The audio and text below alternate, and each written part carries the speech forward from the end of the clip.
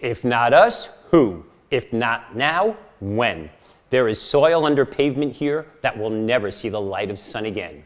If there was ever a place to accelerate the clean economy, it is here.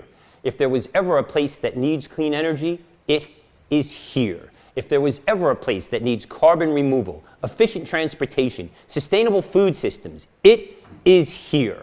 Welcome to public housing in the poorest congressional district in the United States, one of the most geographically and economically isolated communities in all of New York City. With seemingly insurmountable medical, social, and environmental needs, every single input here travels a one-way dead-end path, bathed in fossil fuels from a far-off foreign land. This is ground zero, and this is home of Bronx Machine. 4 stories up in a 110-year-old, often crumbling public school building that was built for generations prior.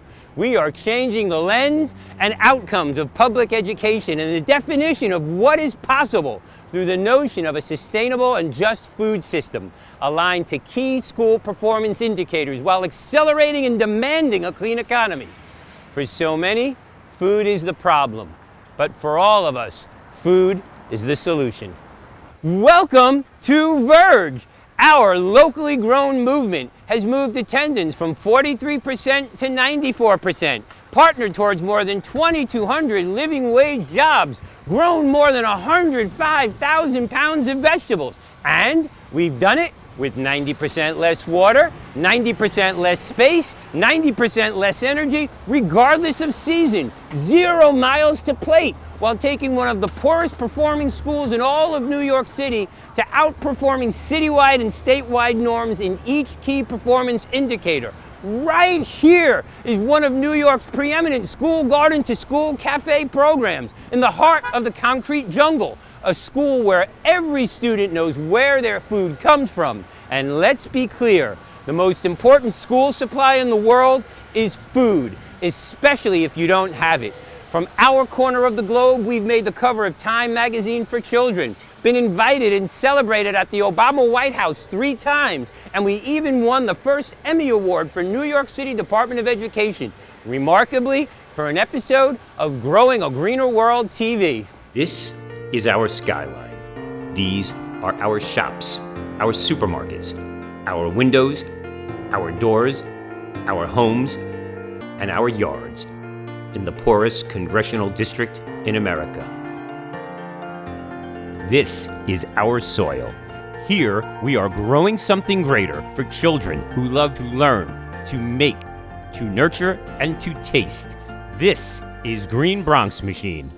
As COVID brought the world to a standstill, it became the ultimate manifestation of 3 larger illnesses: racism, greed, and corruption. And from this very classroom, Bronx Machine pivoted. We pivoted into advancing systemic solutions. We found new ways to secure and distribute food to those who needed it most, often rescuing the very best non-saleable food that was destined for landfill. We found ways to make gardening safe, social, and responsible.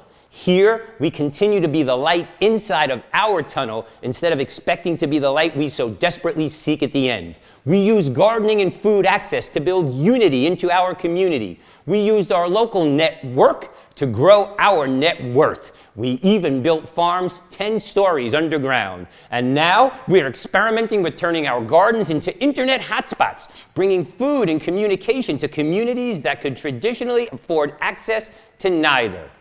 From this tiny corner of the globe, we had frequent conversations with students and teachers all around the world, often with thousands. Food is the language through which society reveals its structure. Who has access to what, when, how, and at what prices determines everything. And from day one, we understood the best way to improve our immunity was by eating more fresh fruits and vegetables. Week after week, we delivered and continue to deliver bags and bags and bags of fresh, healthy groceries, door by door, block by block, to those who need it most. For others, we delivered food on Tuesdays and then held Zoom cooking classes on Wednesdays to make sure that everyone knew how to cook and utilize that food in the healthiest way possible. Let food be thy medicine, and let medicine be thy food. 4 of the 5 zip codes with the highest per capita infection rates are right here. Schools that have the least amount of connectivity are right here. Communities that have the most essential workers are right here. And with this summer's blackouts and hurricanes, more than 1.2 million residents went without power for weeks. Right here. And the only things that stayed open were liquor stores, drugstores, gas stations, fast food joints, the Crown, the King, the Colonel, and Green Bronx Machine. We understand that cheap food is so damn expensive it's killing us, and we scream, let good food be hood food, and let hood food be good food. We understand when you change food, you change everything. As the Robert Wood Johnson Foundation data indicates, collectively, our best thinking for 7 years in a row has left the Bronx as the least healthy county in all of New York State, with generation after generation of failed schools, failed policies, and pockets of persistent intergenerational poverty. The heat island effect here is the most powerful in all of New York City. The costs for everyone and the planet are staggering. And when we put a seed in the ground and that seed fails to germinate, we don't blame the seed. We look at the conditions necessary to grow, the soil, the weather, and the environment. It's time to stop blaming communities for failure. The greatest natural resource in the world is the untapped human potential residing in marginalized and underserved communities. This is the power of VERGE to help us all reach our potential. And here in the Bronx, and in every Bronx across America, we are poised, willing, ready, and able to become part of your infrastructure, your staff, your market share, and your quintuple bottom line. People, planet, profit, progress, and purpose. A true circular economy. We all have different dreams, and we all want them to come true. Let compassion be the new curriculum. Let empathy be our new North Star. Let equity, opportunity, and justice become our common destinations. Education, not asphyxiation.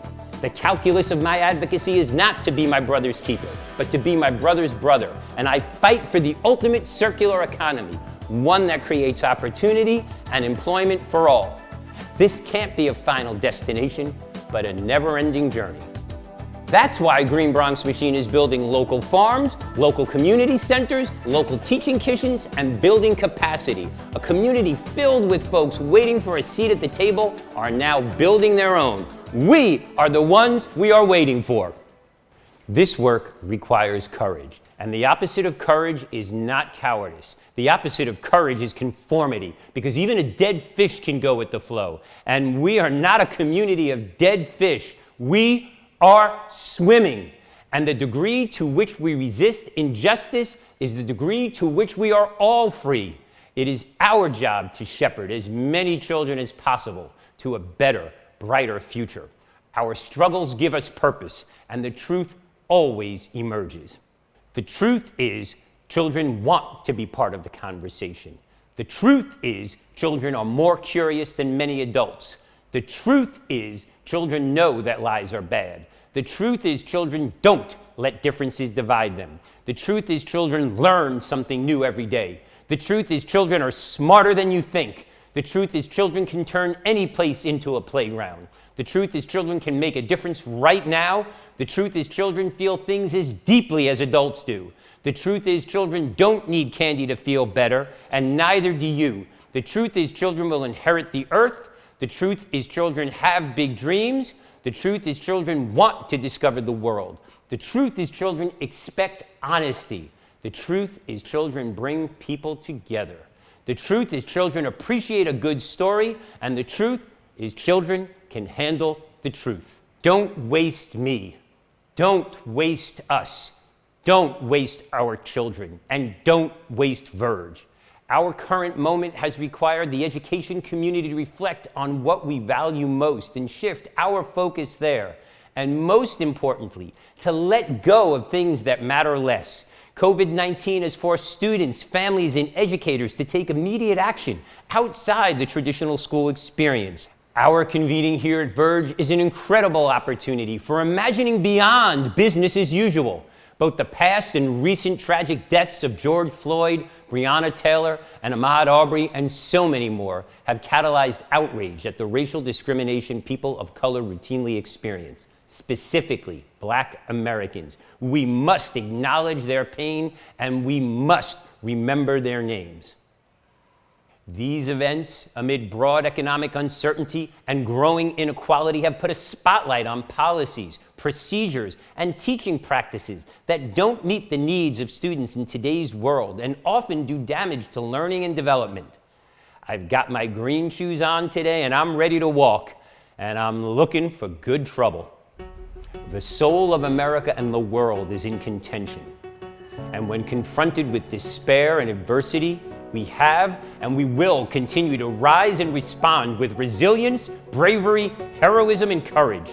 Collectively, we must resist the urge of getting back to normal and putting the pieces of an obsolete past back together again. Normal for far too many students, educators, families, and communities was not working. We must seize this moment and create a movement for imagining beyond, where we can put what we value at the core of our practice, be guided by our successes, and build the future everyone deserves. I don't ever want to get back to normal. I urge us as individuals and as a nation to get back to better, to get to equitable, and to be wholly inclusive and transparent in all that we do.